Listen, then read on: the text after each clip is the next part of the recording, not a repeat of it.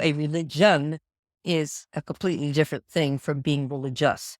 So you could be religious and not join a religion. Most religions have an evangelical component of trying to have that religion be adopted. We're getting almost into capitalism here, right? I mean, we're getting something that you're selling means that you have people following your religion and following you and giving you power. There are anthropologists who have referred to humans as homo religiosus, as being naturally needing large stories that orient them, that they can interpret, that they can respond to spiritually through ritual, through practice, through imaginative art. And being religious, the religious way has to do with treating others fairly and with compassion. Hello and welcome to Planet Critical, the podcast for a world in crisis. My name is Rachel Donald. I'm a climate corruption journalist and your host. Every week I interview experts who are battling to save our planet. My guests are scientists, politicians, academics, journalists, and activists. They explain the complexities of the energy, economic, political, and cultural crises we face today, revealing what's really going on and what they think needs to be done. These are the stories of the big picture. Go to planetcritical.com to learn more and subscribe. My guest this week is Ursula Goodenough. Ursula is a professor of biology emerita at Washington University in St. Louis. She's also the author of The Sacred Depths of Nature: How Life Has Emerged and Evolved. This is a book that calls for religious naturalism, and Ursula herself is a religious naturalist, serving as the president of the Religious Naturalist Association. She joins me to discuss the book and religious naturalism, calling for a grand story that can unite humankind, appreciate our role as stewards on the planet, and celebrate the diversity both of culture and life on this planet. We discuss humankind as a symbolic species and discuss how story can be used to anchor our existence. We talk about the relationship between language and symbolism and mindedness, consciousness and the brain, the position of individuals and community, the relationship between mystery and knowledge, and the key difference, Ursula explains, between being religious and being spiritual. I hope you all enjoy the episode. If you do, please share it far and wide. And if you're loving the show, become a patron on Patreon or support Planet Critical with a paid subscription at planetcritical.com. By signing up, you'll get the Planet Critical newsletter inspired by each episode delivered straight to your inbox every week. You'll also have access to the wonderful Planet Critical community who are full of inspiring thoughts, ideas, critiques, and determination. The links are in the description box below. I'm so grateful to everyone who chooses to support the project. I'm a vehement believer in ad-free and open access content, so Planet Critical wouldn't exist without the direct support of the amazing community. Thank you so much to all of you who believe in Planet Critical and keep the project going every week. Ursula, thank you so much for joining me on Planet Critical. It is a pleasure to have you on the show. Pleasure to be here. So my first question for you is, why is the world in crisis and what can we do about it? Well, I would say the world is ultimately in crisis because we don't have a large central story that we are all anchored in terms of understanding how the planet and life and everything fits together. And we have instead a number of stories, including some very toxic ones like capitalistic overreach that dominate what people think and how they orient their lives. And so, as you know, having read my book, it's my sense that we would do well to adopt a large story that anchors our existence and work from there. And that story includes humans, human cultures, all of which are part of nature, and the wisdom traditions that come to us from the past, which have a great deal that we can learn from. Obviously, yes, I completely agree to begin. Totally agree. But one thing that you say in your book towards the end is that the strategy that you've chosen for yourself is to not have any beliefs and to dwell in the mystery. So how do we write a story that allows for us to not have any beliefs and dwell in the mystery? Well, the mystery part for me comes with the ultimate questions. Why is there anything at all rather than nothing? Why did all of this happen? I don't have any answers to those questions, and I feel comfortable living in a state of not knowing the answers to those questions, so just having them out there. But I think we have lots of answers and not at all mystery as to how the planet works and how life works. So those we can anchor in even if we don't have answers to the ultimate question. So what kind of story should we be weaving that can celebrate the plurality of our own cultures and the diversity of this wonderful planet that we share with everything else? Well, I try to write a book about it. So the book tells the story and offers reflections on why it is religiously meaningful to me and to many others. And that's my answer. Can you extrapolate a little bit more for me? Sure. Like religiously, please go ahead. Oh, okay. So the story starts with the Big Bang and goes through the evolution of the universe and then formation of our star and its planets for 4.5 billion years ago and their evolution, and then the origin of life on our planet. At least maybe there's life on others elsewhere, but we probably never know. And what these then the evolution of life on the planet up to the present day, and the humans showing up very, very recently and having a particular trait that I think is important, which is our ability to have language and to symbolize our language as opposed to other creatures that communicate but not in the same way. And this has allowed us to write histories and narratives and to pass these stories on to each other. And that whole bolus I call culture. Everybody calls that. And so human cultures are therefore very involved in the natural world. So writing a story, perhaps our story or our myth, our grand narrative is the recognition of ourselves as a symbolic species. Then That's certainly a big part of it. I mean, once we understand that that's what we're doing, that's, I would say, unique, then we can look at it to say, okay, what kinds of stories are we telling ourselves now, and how do they fit in with what we now understand in terms of the universe and life and so on, as the science has led us to understand these things. now, as you just explained, in the beginning of your book, you really sort of go back to the beginning, really, and sort of Yeah. scientifically unravel. This is the formation of the universe. This is the formation of the planet. This is the formation of the first cellular organism and evolution and all of this kind of stuff. So, where would you say is the divergence scientifically between the stories that mechanistic atomized science currently tells humankind versus where you diverge and discuss, the sort of symbolic creativity, that capacity as being inherently human?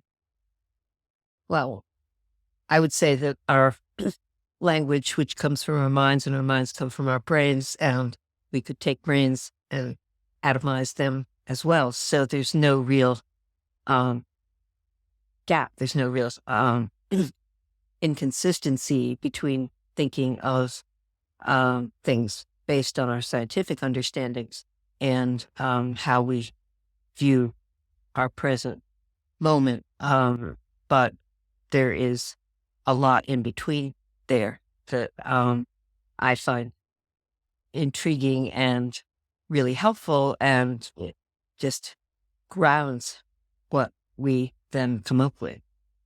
What are some of those things in between? Well, I do a lot with the concept of emergence. So lots of people are very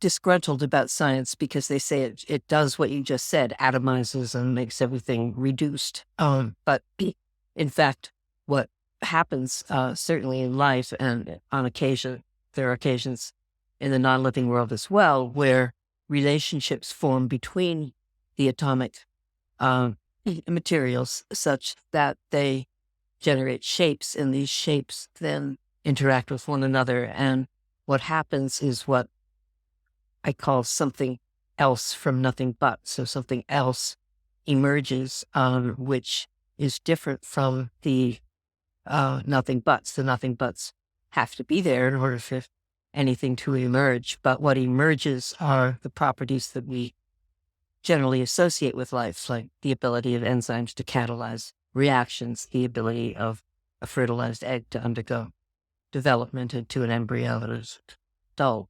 So all of those are, you can go down, as scientists do, because they're interested in how this all happens, and figure out that it's this protein and that sugar and so on that allow these things to happen. But the emergent things that happen are also science-based. It's just a different way of looking at it. It's what results from these relationships. And one of those results is our human mind. Yeah. So, well, let's stick on the brain and the mind, because Okay. now I am not a neuroscientist, far from it. Well, neither am I, but I read it. From what I understand, we don't know very much, or in comparison to the things that we know about very, very, very many things in the knowable universe, our brain is still a little bit of a mystery to us in many ways. Certainly, where consciousness emerges from. Okay. So there's lots that's understood about the brain, including the human brain, but except for some of our mindedness, lots of what our brains does is exactly what a monkey's brain does, and what a rat's brain does, what a fish brain does. So there's been a building of, once animals came up with the idea of brains, there has been incredible evolution and going in all sorts of different directions. So the brain of a bird is a wonderful thing, and they can learn, and they have all sorts of ideas of how to migrate and how to find worms and all the other things they do.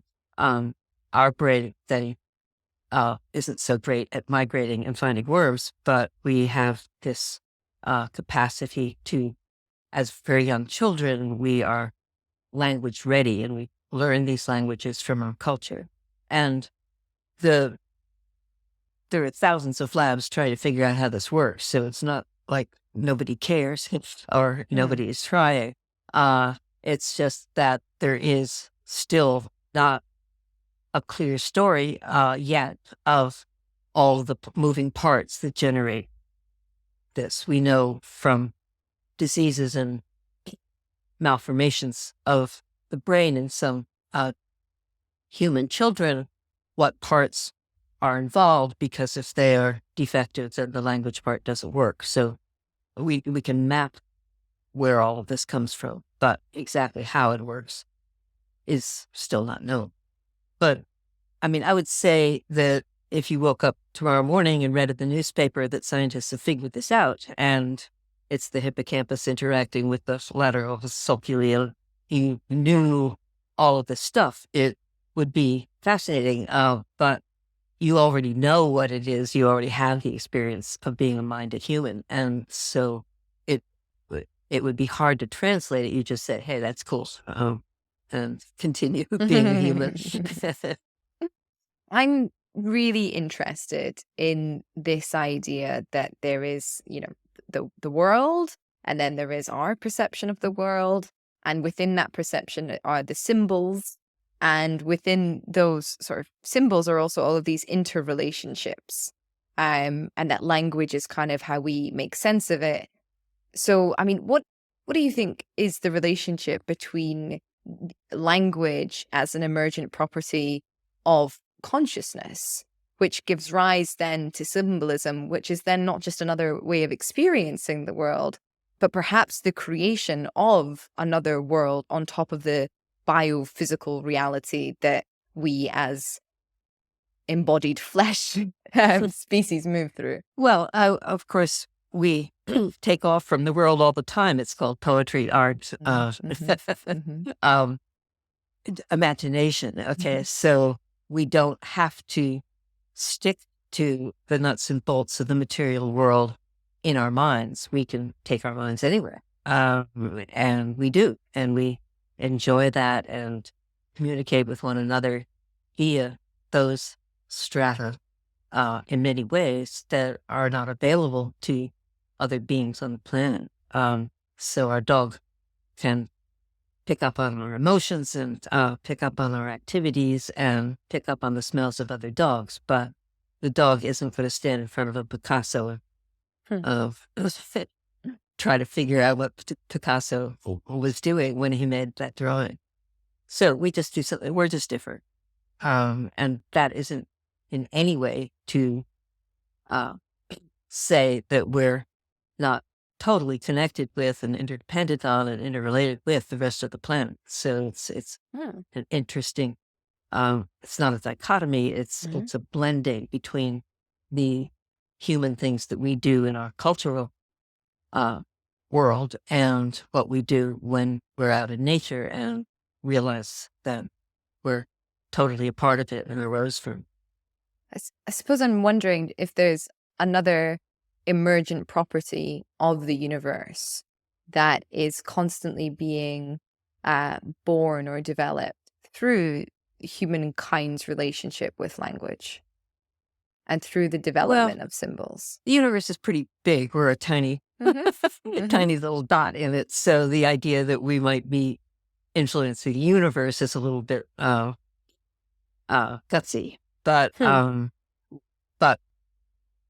and if we were able to space travel and find another planet where there were beings that were also doing language, that would be really cool. But until we know that's the case, we can certainly say that the way we do it is unique. But all organisms have unique traits. We just happen to be very interested in the ones that we have. But that doesn't put them on a pedestal. It just means that they're the ones that we work with and deal with and enjoy. Oh, I don't mean to be granting sort of any special order to maybe I humankind. misunderstood you. No.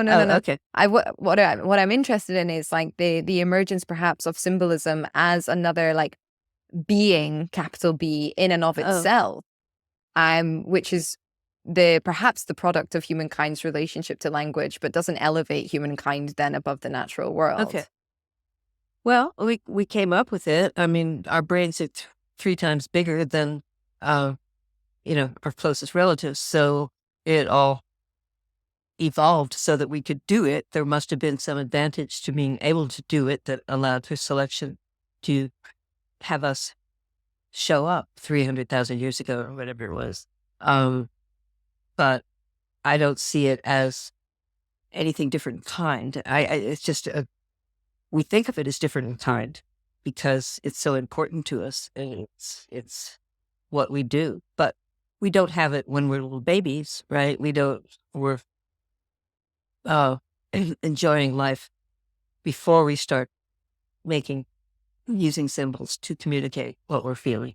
And we define that way.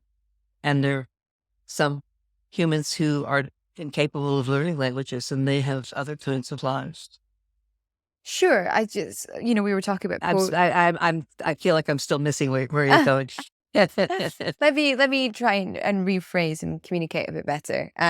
This is also because I was having a conversation this morning about the web of words in the world. Okay.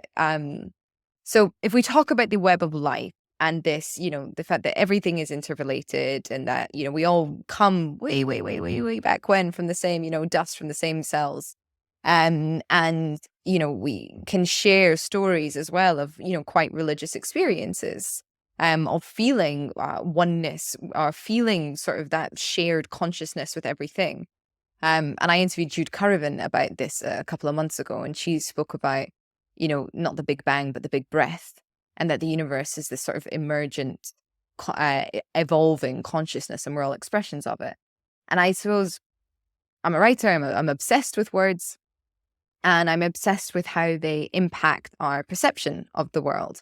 And so, we see that like in cultures where they have more words for different colors, they actually see different colors, it really does affect our sort of sensorial being in the world as well. And I suppose I'm curious about whether or not this capacity for a symbolic relationship actually brings something else into being too alongside us. And there's a history of, undercurrents of this thought in Western philosophy as well. Well, all sorts of philosophies, but that's the one I've sort of read most in. Heidegger, he spoke about, on the origin of the work of art. He spoke about art as capital A, a spirit that lives alongside us and that we work with in order to express something else, something bigger than ourselves. Yeah, sure. I mean, I agree that the fact that we can do this is terrific. I don't feel in my own mind, it doesn't help me to celebrate it anymore, to think of it as something else. I mean, in, parallel or above, or I see it as a something else that emerges from within the cells that are in our minds, and that we have this wonderful ability then to write it down or paint it or tell it, so that we can build on it. It's all terrific, and I'm if we didn't have it, you and I wouldn't be having this conversation. Uh, but there are articulations of the appreciation of this ability that we have that go farther than I need to go. I'm not saying they're wrong. They just don't help me in any way that say that this is, something in addition to nature, or, something somehow puts us outside of the natural world, and a different kind of consciousness or something like that. That doesn't help me out, but certainly there are people who feel that way. That's an interpretation. Sure. I mean, I don't think any sort of interpretation that human beings are somehow not natural. It's helpful. Well, there are plenty of them out there. Oh, I know. Oh, I know. I was having a very funny conversation with a friend recently, and we were talking about, we were walking through a forest, and we were talking about heaven and how hilarious sort of like the limited capacity of mankind's creativity is when you compare it with, the Eden that we have on this planet. When you think of heaven and of the way that heaven is spoken about, it's white, it's flat, there's some clouds, everybody's wearing, it's all very sterile, And paved with gold. Oh, yeah, sorry, paved with gold. Sorry, yeah, second color in there. Yeah, paved. And you compare that to the majesty and richness of an orchard, say, and it's like, it's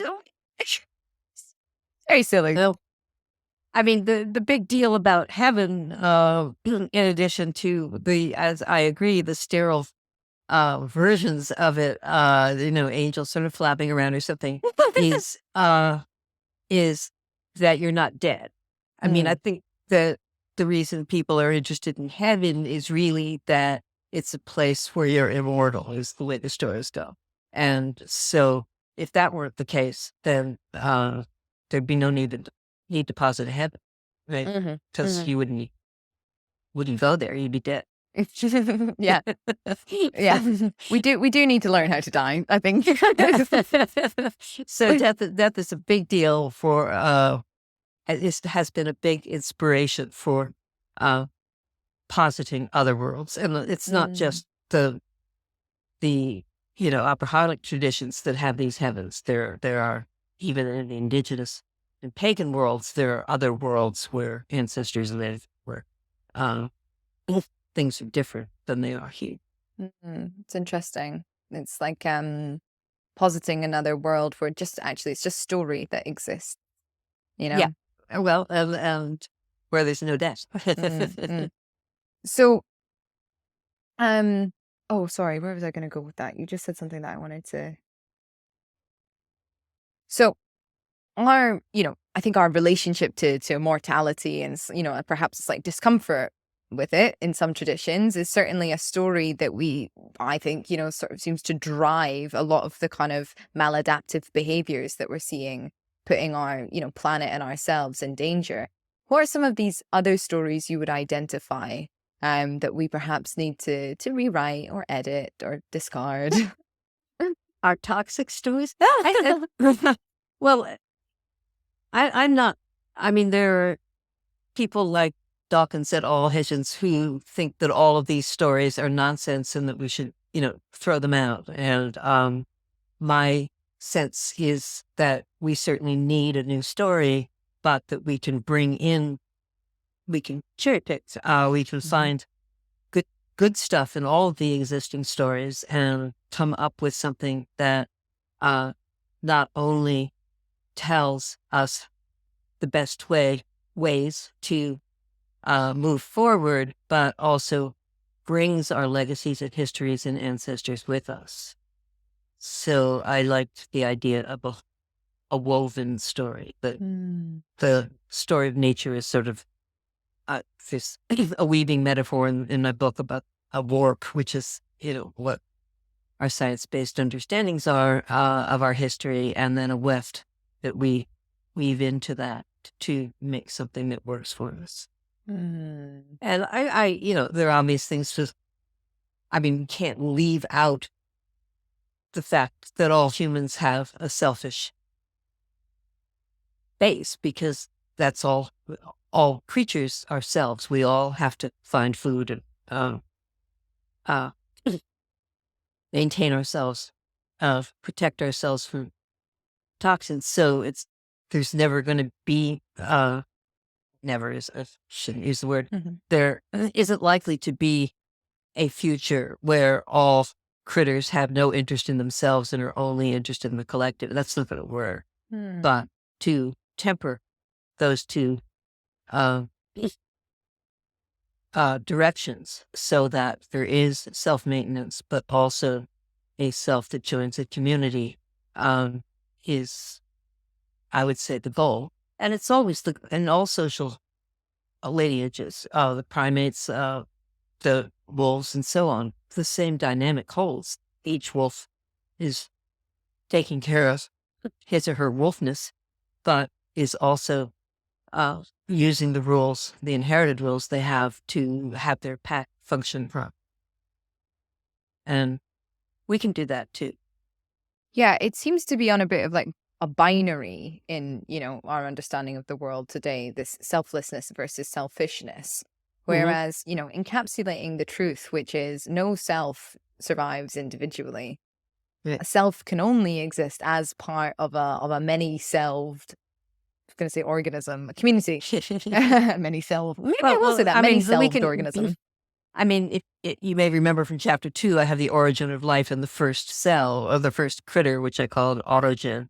And that critter, by definition, was by itself. And so the only interaction it had was with its environment, trying to find a sugar or something to keep itself going. And so the interaction with other beings happened later in evolution when lots of different beings came together in one location. So that's the only asterisk that would put on your story. But the first life was, by definition, on a sterile planet. Right? Can we still not say it was? Because if it's interacting with its environment, I suppose, is an environment? Oh yeah, no, it's interacting with its environment. Yeah, for sure. The environment is everything at that point. It's just that there aren't other beings yet. So out there's still the environment. There's still everything that was there when life originated 3.5 billion years ago. Presumably there was an atmosphere, there was Earth, there was the mantle, there was the sun. But as life evolved, the ecosystems became populated with other critters. And so you not only interact with the material world, if you will, but also with other beings.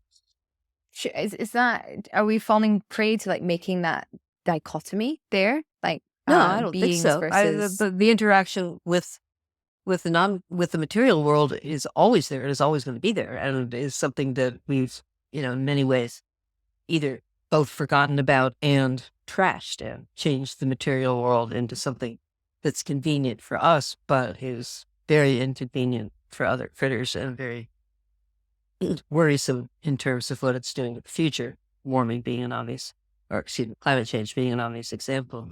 Um, I don't think it's a dichotomy. It's just that ecosystems have complexified enormously and they're constantly changing. An ecosystem is not a thing. It's happening. That where some critters might not make it in that ecosystem and die off, and others will fill in their niche, and just is a continuous process. I suppose what I'm referring to is like Pachamama, these like teachings from some indigenous cultures that the earth herself is a spirit or is alive or is with us Right. due to this web of life that she both is and supports. So animism, I mean, let's call it animism. Wait, the notion that not only are living beings alive, but that the earth is alive, where then there's the obvious question of what does it mean for Pachamama to be alive as opposed to a tree? Okay.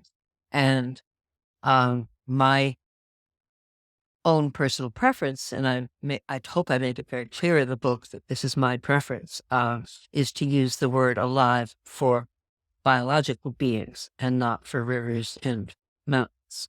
But I certainly understand that there are beautiful stories where alive is applied to what I would say is other, and other not in any othering, any lessening, but just different. So I mean, for me, a rock is an amazing thing, but I don't need to have it be speaking to me in order to have it be amazing. But aliveness isn't defined by something's capacity to speak to us.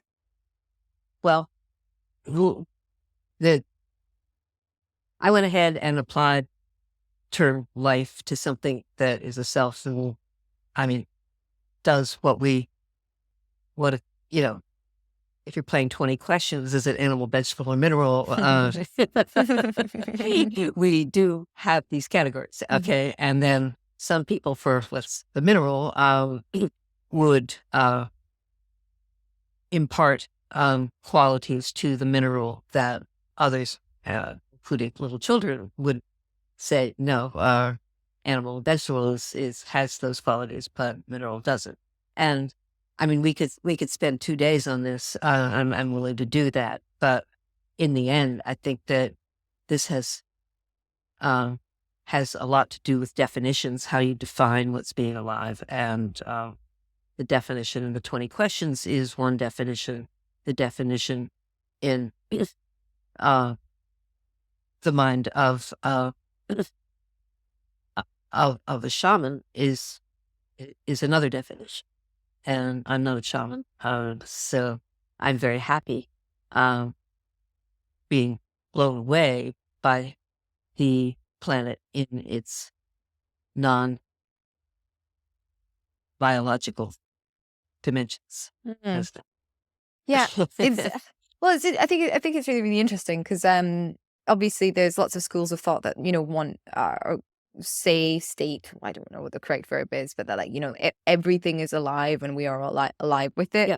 And yet also in what you're saying, there's this really interesting kind of like recognition and celebration of the plurality of everything that is here with us and a recognition of diversity.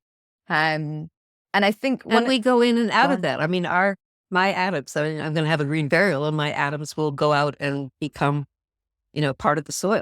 And part of the soil becomes part of my body when I eat a tomato. So it's not like there's a dichotomy in that sense, just that some of the matter on our planet gets organized into what I would call an organism, a life form, and other parts of it doesn't at that moment, but there's continuous mix. I suppose this kind of brings me back to my second question. And I'll preface it slightly. So one of the things I particularly enjoyed reading your book was, your repetition that this is what works for you. This is Mhm. what you have found important and helpful and necessary for you. And that it's not a dictate. It's not something that everybody should follow. Great. Yeah, obviously.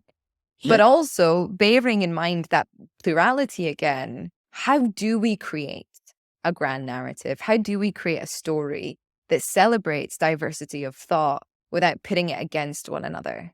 How do we create a story that allows for So uncertainty, the that allows story for that I have in mystery? mind, the story I have in mind, going back again to the weaving, has the warp as our science-based understandings of nature as they now exist. And we could say, well, we don't understand everything, and therefore these understandings are incomplete, which is fine and true.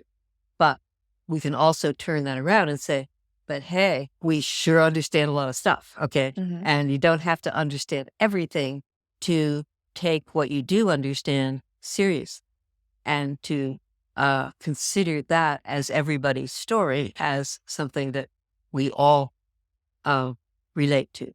How we then interpret and then if you'll grant me that for a minute, then in order to create something that we could call a planetary ethos, a global way of moving forward so that we take care of the place and don't trash it. My sense is that because this is everybody's story, it's the best candidate for uh, anchoring such an ethos. Um, the what one does during one's day, what books one reads, what the stories one has, the religious views one has, whether one believes in God or not. That's not the same thing as what we have to, I would say, come to grips with if we're going to um, do what we need to do in terms of climate critical issue. So so the story is that we don't know everything, but we sure know a lot. Right. Right, okay. And so then it rests upon each individual within a community, within a culture to interweave that with their own cultural narratives. That's what that works for me. I have nothing in my worldview would begin to suggest that we toss out, uh, you know, views where there's a heaven paved with gold, if that's what works for you. as lo- as long as you're also thinking about buying an electric car and recycling and saving the forest in your Okay. neighborhood. Okay. I mean, the, the I think anybody who would dare, I would say, to presume that their worldview is the one that everybody should follow, which of course is what, let's say, a Christian missionary going into uh, Africa to convert the savages, okay, that their concept was that they had a worldview that worked for everyone. And from my perspective, there is this story that does work for everyone, that describes everyone and everything. But we also have these imaginative minds, and we can go with those. I want to push back slightly Sure. because it seems to me that we live in a world where, unfortunately, um, worldviews tend to be understood and believed in to the extent that there is sort of a desire to perpetuate them. And it's very difficult if if not increasingly difficult, to have oppositional worldviews coexisting. There is an increasing like homogenization culturally across the world. And so Wait a minute. You just said that there are these different worldviews, and then you said there's some homogenization. How do you? Sorry, I said increasing homogenization. Oh, increase. Yeah. Okay. All right. So how I see it just the opposite. I think that all of these worldviews, everybody's taking their claim to their own worldview, and that there are lots of them out there. Maybe I've. I think, I suppose, the worry for me is like, the increasing reaches of capital, of the global financial system, and how that is sort of, like entrapping everybody into a certain culture that what we see eradicates other cultures that it comes into contact with.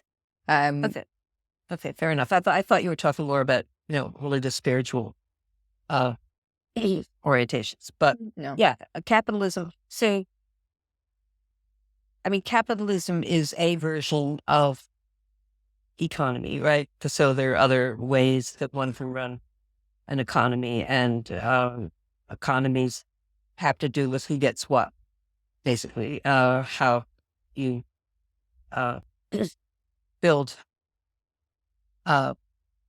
technically, because the world out there doesn't need any technology, it already is. But we humans have the idea that the world needs to be apportioned, and so we develop economies to organize those systems, and one of them is capitalism. Another is socialism. Those are the two main categories. And in capitalism, you invest in something and make a profit when you do so, and other people don't make a profit.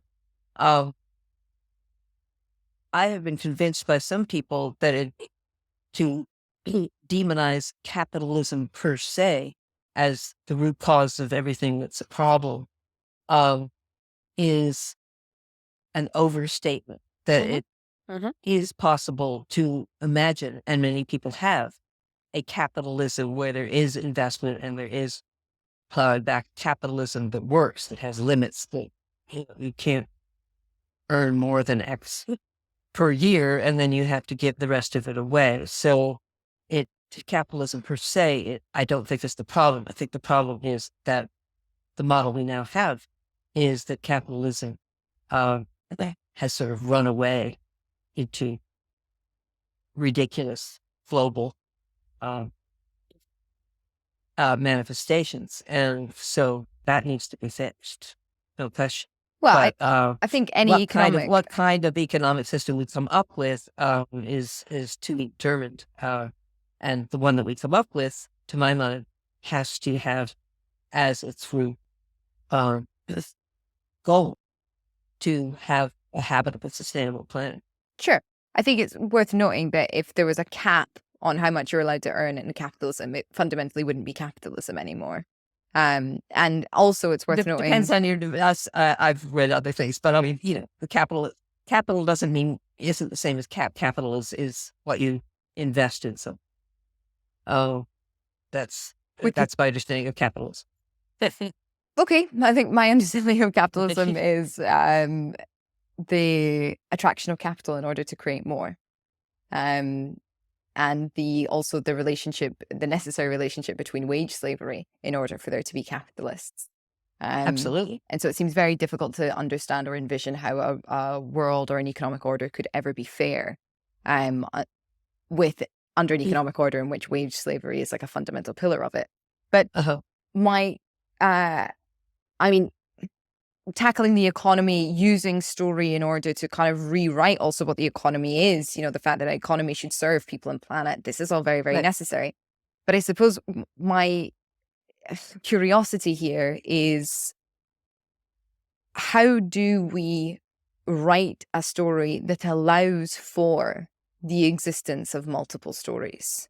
Because currently that's not the world that we live in. I totally agree with you. I mean, what I envisage in the story is this planetary ethos is obviously a total fantasy. How this could it ever possibly happen? Could human beings ever put the planet ahead of their own particular interests and all get together and a big kumbaya happens? Is a dream. But, if you don't have a dream, nothing's going to happen. And you might as well make your dream one that is at least uh, helped, suckered by a realistic understanding of what we're dealing with, how reality really works in terms of the planet and its dynamics and the way it came to be. And well, most people don't like this stuff. Most people aren't interested. So it's Yeah. it's definitely out there as, I mean, one of my friends said, yeah, when we completely destroy the place and a few people crawl out from under some rocks after the whole planet has been trashed, they'll say, gee, why weren't we religious naturalists? Oh, so maybe that's when it will take over. But um, meanwhile, it's what I want to say. Yeah. I think, I mean, to defend us, the human species, I don't know if it is that people aren't interested in this story, whereas like they just don't have access to it. You know, the way that like science is taught in school. Well, right. Oh God, it's dull. It's so And dull. Whereas there is so much joy to be had in knowledge and in learning how to turn that into wisdom and origins. And like the more scientifically that you learn, certainly for me, how interconnected we are, the more excited I become, and the more exciting I find this whole process, because increasingly it relates with this symbolism, with this wisdom that permeates human culture and has done for thousands of years. So it's as if science is actually the experiment, and we're testing it and testing it. And, oh yeah, no, it's coming out true every time. Yeah, no, we're all connected, guys. Absolutely.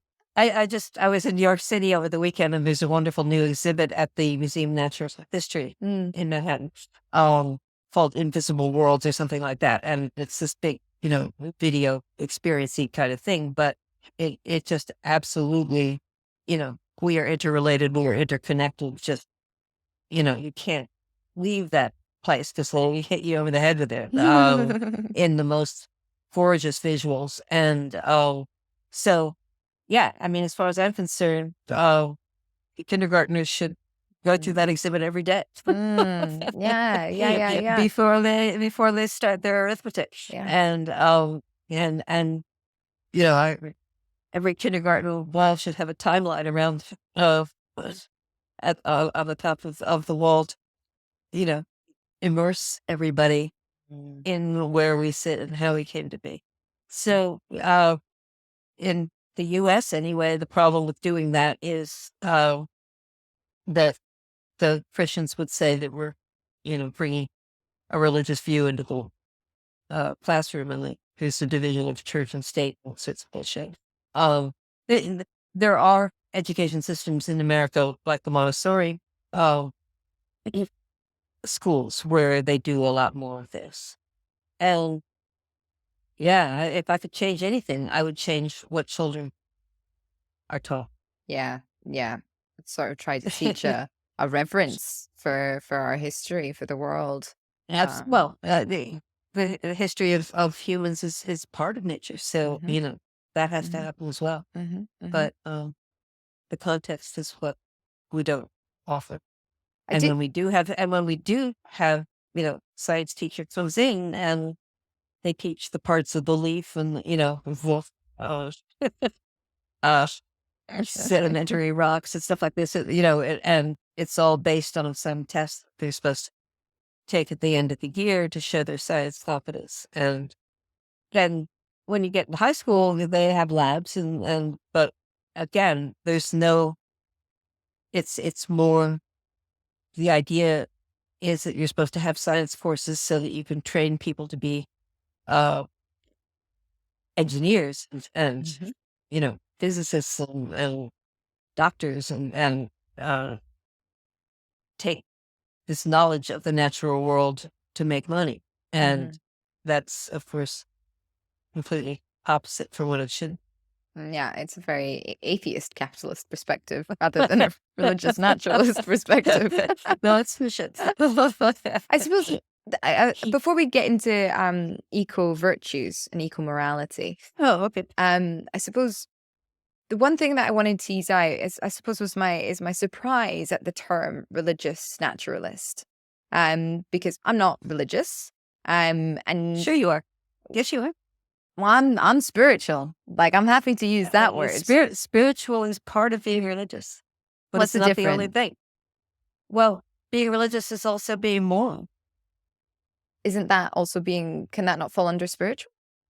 I don't think so. I think that, I mean, a spiritual self is, of course, motivated and thrilled by their ability to have all sentiments. But I see religious as the large term with three components: the spiritual, which is the inner part that you feel; the moral, which is the outward community part; and then the third we were doing earlier, the interpretation. How do you interpret your understandings of reality? Oh man, but that's sort of more heady, existential, philosophical, theological. uh, so, but not necessarily spiritual. I mean, spiritual, you might have a spiritual response to your interpretation, but I see spirituals having to do with reverence, and gratitude and awe and all sorts of wonderful emotion-based responses. But I think that religious is the word that works best for me to cover all three bases. And so I call myself a religious person because I do my best to try to interpret the world, to experience it internally, and to act on it in community. And so that's why I use wholeness. That's interesting. I'll need to sit with that one. Okay, I spell it out of the book, so Yeah. you can go back. You may have skimmed over it. There's a lot. Yeah, because I suppose the bit, and this kind of we've already kind of revisited, but I'll just say it quickly. The thing is, typically with like worldviews and religions, like, they don't. It's like baked into their You just own. use the word, and you just use the noun religion, which is really Yes. different. Yes. Okay, so Yes. all right. Yes. Yes. And again, if you go back to the book, I try to make this distinction. So Yeah. a religion is a completely different thing from being religious. So you could be religious and not join a religion. A religion has, a text has, particular rituals that are done, particular interpretations. It had typically has tithing and a clergy building they have to support. I mean, there are all sorts of things about religions, and then also most religions, as we were talking about earlier, with missionaries going to Africa, have an evangelical component of trying to have that religion be adopted. But it's almost we're getting almost into capitalism here, right? I mean, we're getting something that you're selling, that means that you have people following your religion and following you and giving you power. And that has, to me, there are anthropologists who have referred to humans as homo religiosus, as being naturally needing large stories that orient them, that they can interpret, that they can respond to spiritually through ritual, through practice, through imaginative art, and being religious then also as a spiritual person, the religious way, and you said we're going to go to morality next, has to do with treating others fairly and with compassion. Okay. Then yeah, sure. I'm religious. It still feels Okay. quite uncomfortable. You converted me. It's so interesting. I've converted many, and others still glare at me at the end. But so I'm glad you've. Well, I mean, it's at still least the word. It does feel a little bit uncomfortable. It doesn't roll off the I tongue. understand. You know, I Yeah. understand. I understand. But I'm if there's one word that I'm trying to deconstruct and make available, it's that word, because it means to bring together, to ligate. It's the same. It's the same root as ligament. Okay. And that is what a religious orientation does bring, is it ligates, it brings together one's spiritual, moral, and interpretive self. And so I don't know any other word that does that. So that's why I use it. Okay, so we have our interpretations, which would be, part of our relationship with language and symbolic order. We've got the spiritual, which is reverence, gratitude, and awe. And then moral, how one is in the world. And you write that we need to develop an eco-morality, and you propose 3 eco-virtues. The first is think globally, act locally. The second is our capacity to build coalitions. And the third is our capacity to devise technologies, which was a real left fielder for me, and I enjoy it, Yeah, I mean, we've been doing technology since we made spears and everything. It's long before we could talk about a 13 billion year history of the universe or the Big Bang or anything. But I would say that doing science is asking questions of nature, and then doing technology is using the answers to those questions to make something. Okay. And you don't have to make something. It can just sit there.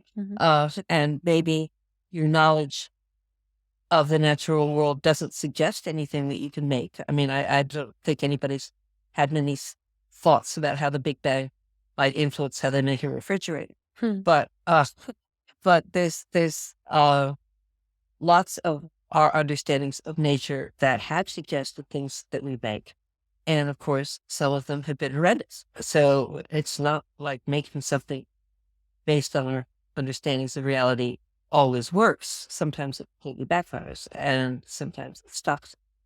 But other times it's good. And what I was suggesting in that part of the chapter was that rather than just say, oh, technology is terrible, technophobe, is that the wonderful thing about technology is that to undertake a technology is a human decision by definition. It's the human who had a company, a university has made a discovery about the natural world, which suggests a technology. Whether that technology remains a concept or whether it's actually put into practice is a decision ultimately made by humans, whoever they are. And that therefore we actually do have control over technology. If we really had our act together, we could evaluate a technology and say, this technology serves the goals that we have adopted, which is to have a sustainable operation planet that is worth living in. And this technology doesn't, so we're not going to develop it. And if it already develops, we're going to stop it. Let take carbon out of the right. And so at least in theory, we have control over technology, whereas nature just is. We can't do anything about how nature works. We can't stop without hating. Yeah, we can't seem to control nature, but quite good at destroying it. Yeah, not very good at controlling but we it. destroy it via technology, basically, right? I mean, it's how we manipulate it that has gone wrong. Out of curiosity, would you define story as a technology? Well, I think that's a reach. I would say it. I mean, our minds are the ones that are inventing the stories, and one could say that those inventions were technologies, but we got lots of other words for what we do. Hmm, I would keep technology to making things, not ideas. All right. Okay. Or art, or I mean, when we talk about artistry, we've got lots of words for, and it is creating something new in both cases. But what's created is quite different. Ursula, my final question for you is, who would you like to platform? Oh, that. Well, there's so many people who are thinking along the lines that I am now. That your question, the only thing it did for me was to generate a long list. I mean, I don't know whether you tried Robin. Well, I can't remember if she's Abba's person to talk to. And she wrote a wonderful blurb about my book. She's totally into this way of thinking. If you could get it, he's basically retired and grumpy, but I think he's getting bored and might actually come out of his shell. But my favorite philosopher along these lines is a guy named Loyal Rue, R-U-E. Loyal Rue. Yes, his first name is Loyal. Oh, wow. And I quote him many times in the book. So if you go to the index, you'll find him. But some of the best statements about where we are, some from Loyal. Wonderful. There's also a wonderful man who calls himself J.D. without initials, just capital J, capital D. His actual name is John Dewey. His parents gave him that name. It's J.D. and then the last name is Stillwater, Stillwater. And he has basically decided to devote the rest of his life to telling the story, and going to any event will take him. And he's just very lucid and imagine. Wonderful guy to talk. Oh, wonderful. Ursula, thank you so much for your time today. It was great. If you want to learn more, I've put links to everything in the description box below. Remember to subscribe to the channel if you're new here, and share the episode if you enjoyed it. To support the show, subscribe at planetcritical.com, where you can read the weekly newsletter inspired by each interview. You can also become a Planet Critical patron. All links are in the description box below. As always, my deepest thanks to that community. Planet Critical wouldn't exist without your support. Thank you everyone for listening and for coming on this journey together.